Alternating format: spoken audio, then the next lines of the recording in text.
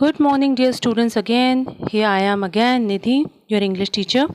So, in the previous class, we learned about present tense, all the four kinds of present tense, and today we are going to learn about past tense and future tense, and also all other kinds of past tense and future tense. Before moving further, I would like to give you some questions. मैं आपको कुछ questions देना चाहूँगी regarding our previous study about tense. And you have to change those sentences according to the question asked. जिस तरह question में पूछा गया है उनको देखकर sentences को change करें. Change the following sentences.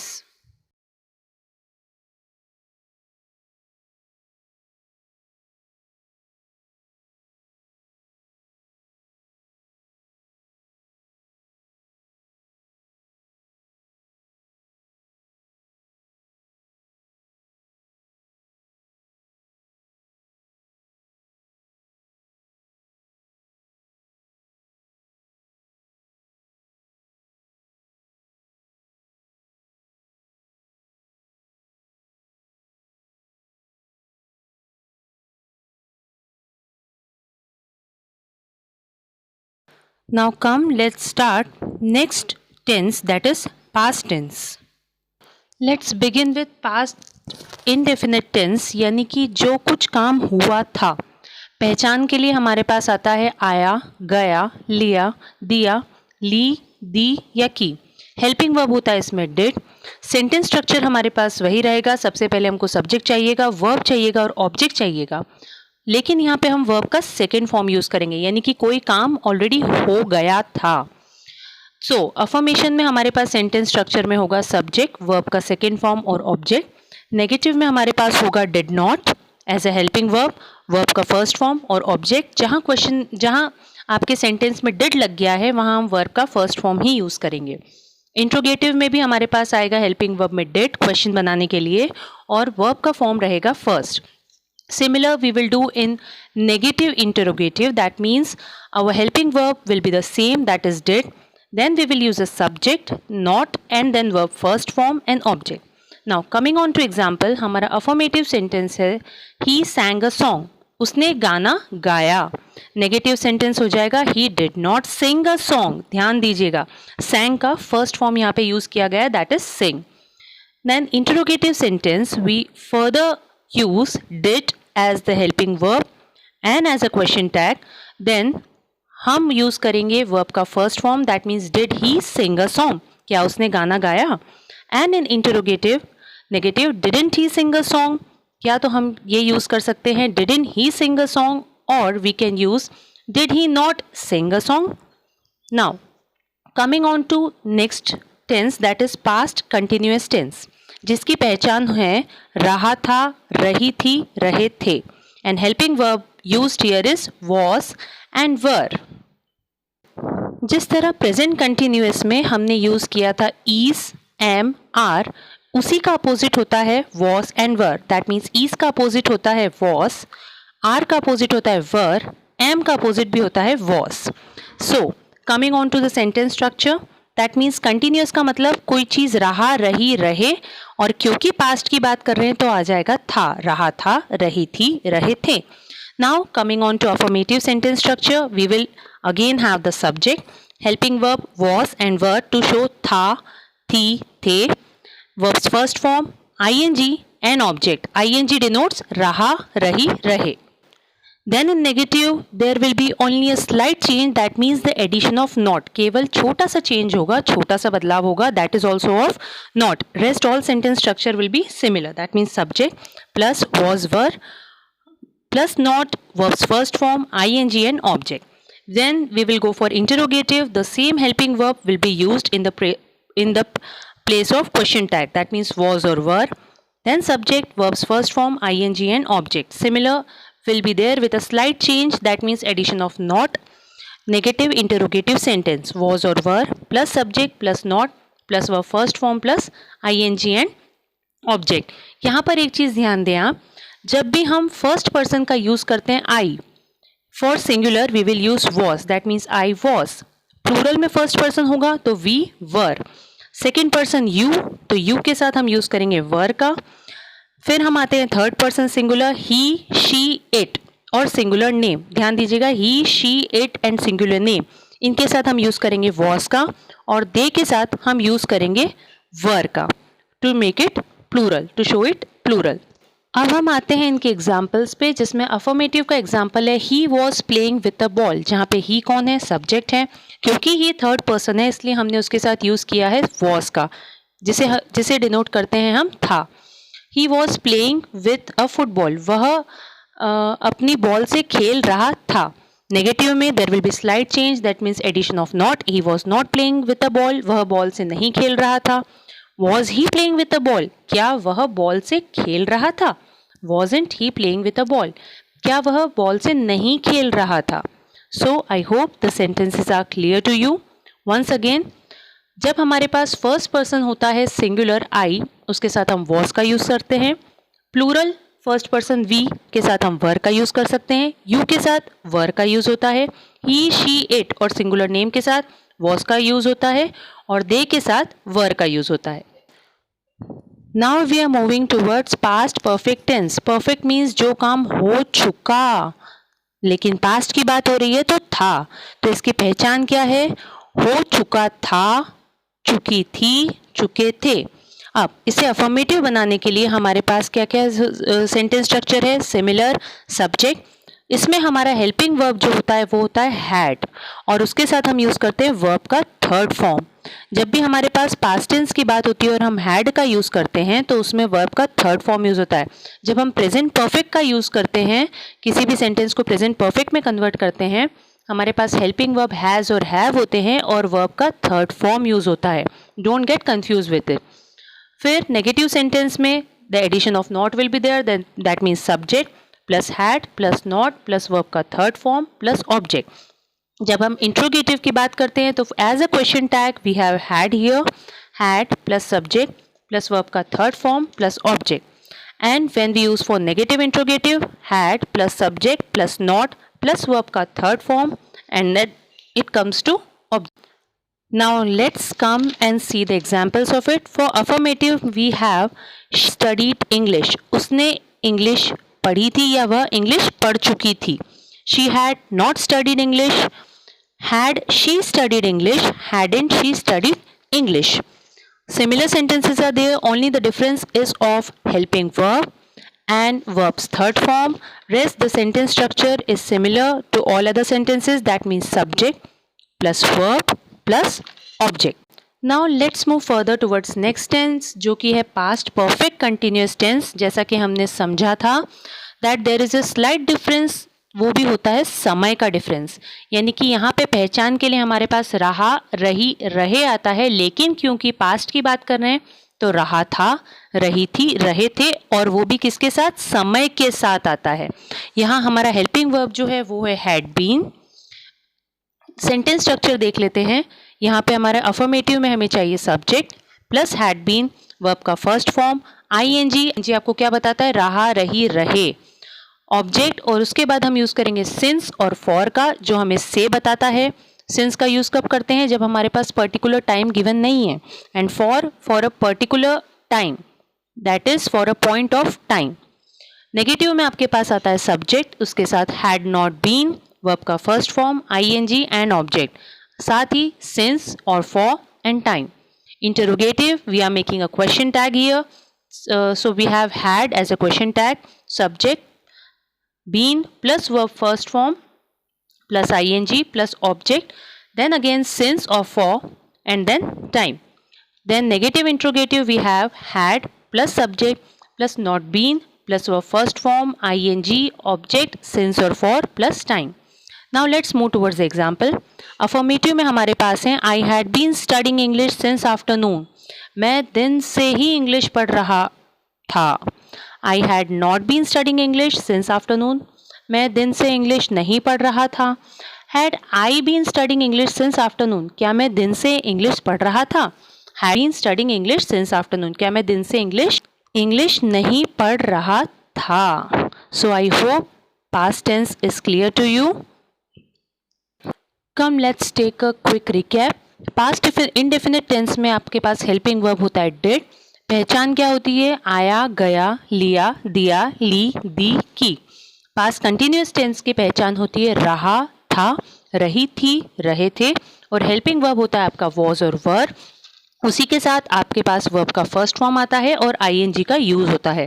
Past indefinite में हम लोग वर्ब का सेकेंड फॉर्म यूज करते हैं फॉर अफर्मेटिव सेंटेंस। जब हम पास्ट परफेक्ट में आते हैं, इसका मतलब होता है चुका था, चुकी थी, चुके थे, लिया था, ली थी, एक्सेट्रा। अब यहाँ आपका हेल्पिंग वर्ब होता है यहाँ पे हैड।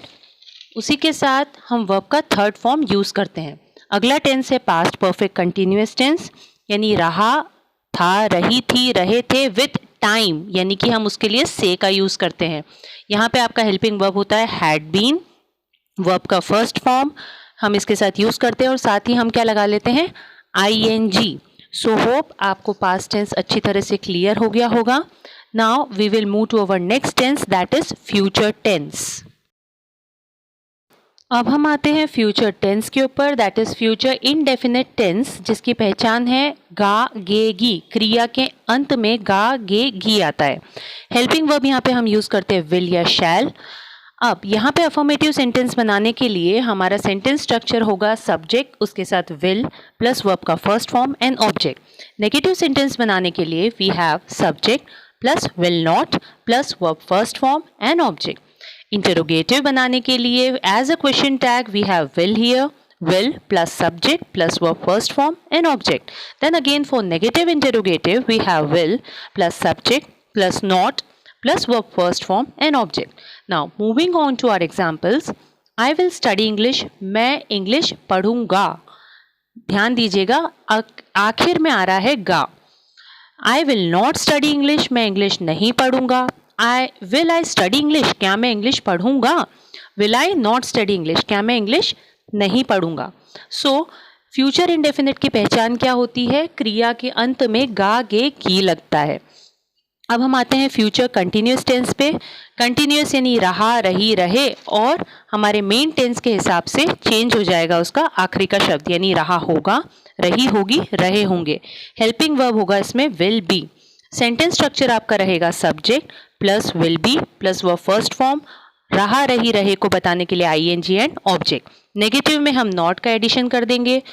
इंटरोगेटिव में हम इसमें विल का एडिशन पहले करेंगे, फिर सब्जेक्ट, फिर बी, फिर वर्ब का first form ING and then object. And negative interrogative there is a slight change, यानी कि हम इसमें नॉट बी प्लस वर्ब का फर्स्ट फॉर्म आईएनजी और ऑब्जेक्ट का यूज करेंगे. Moving on to the examples. For affirmative we have I will be studying English.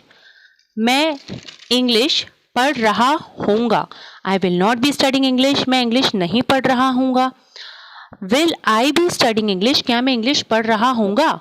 Will I not be studying English. क्या मैं इंग्लिश नहीं पढ़ रहा हूँगा. इन सभी सेंटेंसेस में फ्यूचर के जितने भी आपके पास दूसरे टेंसेस आते हैं, like future indefinite, continuous, perfect continuous, even perfect tense, एक परफेक्ट टेंस को छोड़ के बाकी जितने भी टेंसेस हैं सभी में वर्ब का फर्स्ट फॉर्म लगाया जाता है. अब हम आते हैं फ्यूचर परफेक्ट टेंस पे, जिसकी पहचान क्या होती है? चुका होगा, चुकी होगी, चुके होंगे, लिया होगा, दिया होगा, ली होगी या दी होगी. हेल्पिंग वर्ब यहाँ पे आता है हमारे पास विल हैव. हैव अपने आप में ही बता देता है चुका, चुकी और चुके. अब हमारा सेंटेंस स्ट्रक्चर क्या कहता है? सब्जेक्ट, उसके साथ हम लगाएंगे हमारा helping verb that means will have. और क्योंकि हम यहाँ हैव का यूज कर रहे हैं और परफेक्ट टेंस की बात कर रहे हैं, इसलिए यहाँ पे आएगा वर्ब का third form. Then negative tense we have only a slight change, that means addition of not. So the sentence structure will be subject plus will not have plus verb third form and object. Then for interrogative we have will plus subject plus have plus verb third form, object and a question mark. Don't forget to put question mark in all the interrogative sentences, and for affirmative sentences and other statements don't forget to put full stop. Now for negative interrogative we have the addition of not over here. Coming on to example we have I will have studied English. मैं English पढ़ चुका हूँगा. I will not have studied English. मैं English नहीं पढ़ चुका हूँगा. Will I have studied English?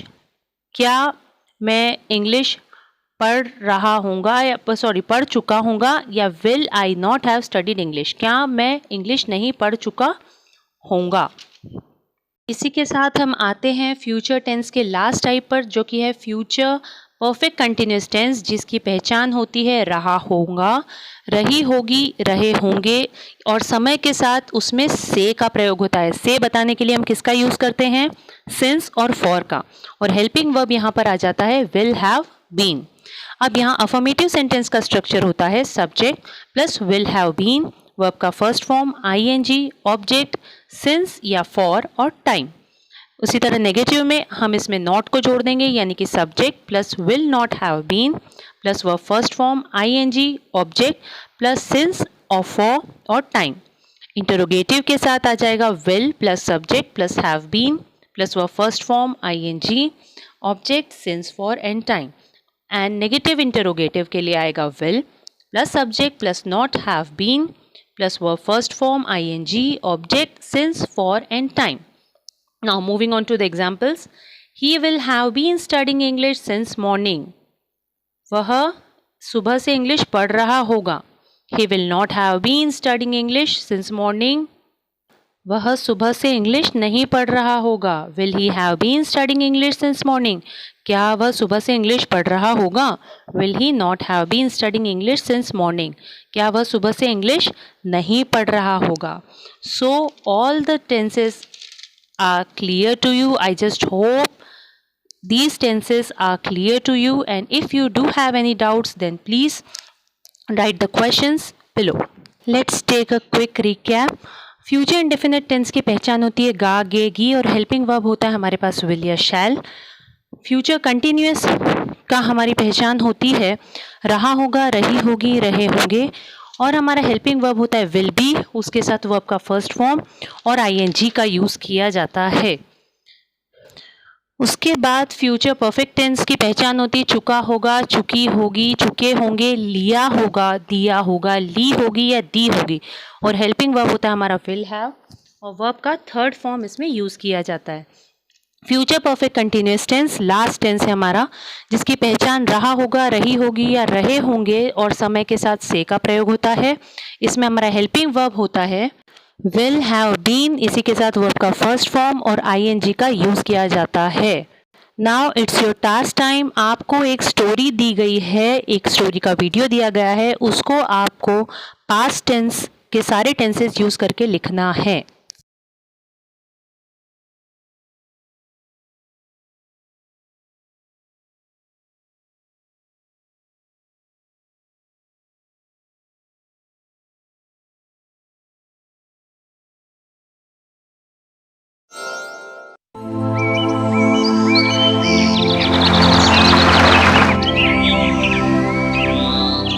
Tofu? Tofu!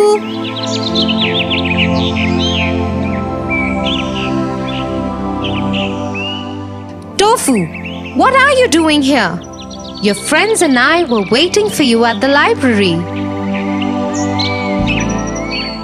I thought you promised to go with us and help our librarian, Miss Peters, today. Oh dear, there are so many of you. I'm sure you can manage without me. But Tofu, you promised. Why are you so angry, dear? It's just the library. Yes, but you promised us. How can you be so careless, Tofu? If you behave like this, one day you will have no friends left. What do you mean? Haven't you heard of the bear and the two friends? No. Okay, let me tell you their story.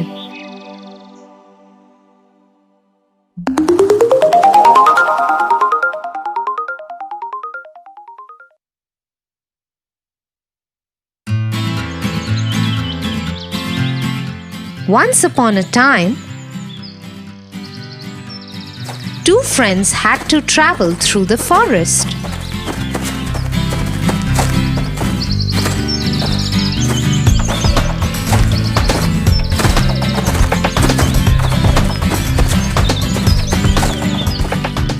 It was a dangerous forest with many wild animals. There were lions, bears, snakes, and even poisonous spiders in the forest. As the two friends entered the forest, they were gripped with fear of what lay ahead. I am so scared. I wish we didn't have to go through this forest. I agree with you, but we have no choice. We must cross the forest to get to the other village. What if we get into trouble? Let's promise that if any of us get into trouble, the other will not run away. He will stay and help the one who is in trouble. Yes, I promise you, my friend. I won't leave you alone if you are in trouble. And I promise you the same, my friend. I am feeling less scared now. I think now I can easily cross the jungle. I'm glad. Let's go.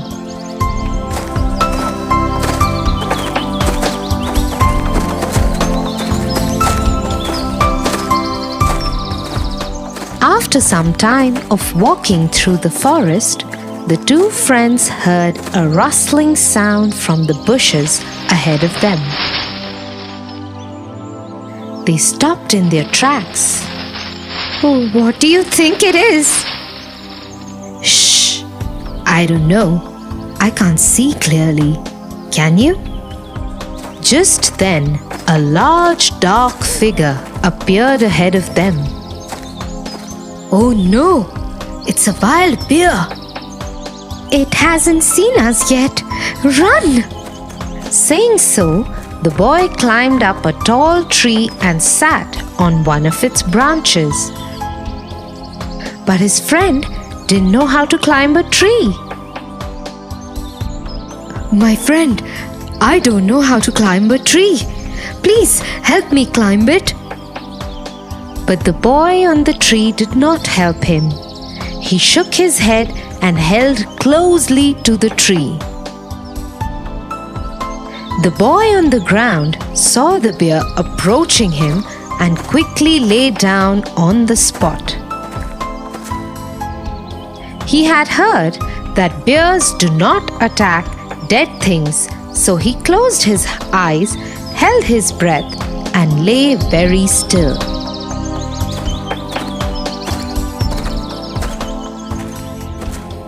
The bear came close to him. It came close to his head and sniffed and smelled his ear to see if the boy was breathing, but the boy held his breath.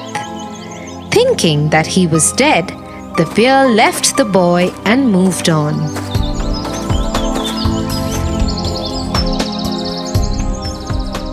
After the bear had left, the boy from the tree came down. Are you all right? Yes, I am. That was a close call. True, it was. Tell me, my friend. I saw the bear come close to your ear and whisper something. What did it say to you?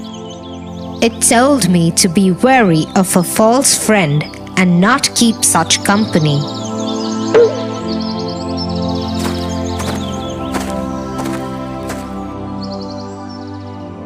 Which of the two friends do you think are behaving like Tofu? Like the one who broke his promise and climbed the tree. What are you going to do about it? Apologize to you and my friends and go to the library immediately to help. Okay, shall we go then?